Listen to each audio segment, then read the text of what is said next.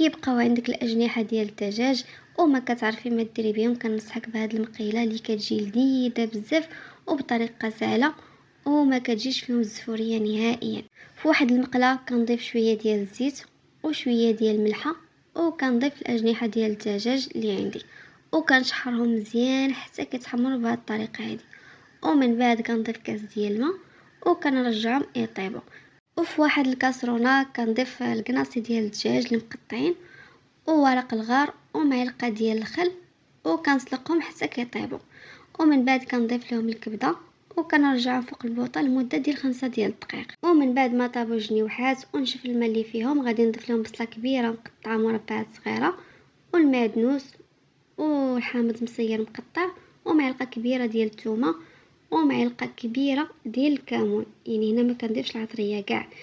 ومن بعد كنضيف معلقه كبيره ديال زيت البلديه وكنشحر كلشي على نار مهيله حتى كتعلق لنا هاد المقيله هادي وكطيب البصله. اللي بغى يضيف الماء يضيفو، انا ما ضفتش الماء خليتها هكا عاقده. واللي كيبغي المرقه غيخليها حتى كتشحر مزيان عاد كيضيف الماء باش كتجي هاد المرقه هكا خاتره وزوينه. وزينتها بالزيتون وبقطع ديال الحامض والحرور. كنقول لكم جربوها كتجي بنينه وما فيهاش الزفره ديال الدجاج نهائيا. ونتلاقاو في فيديو جديد.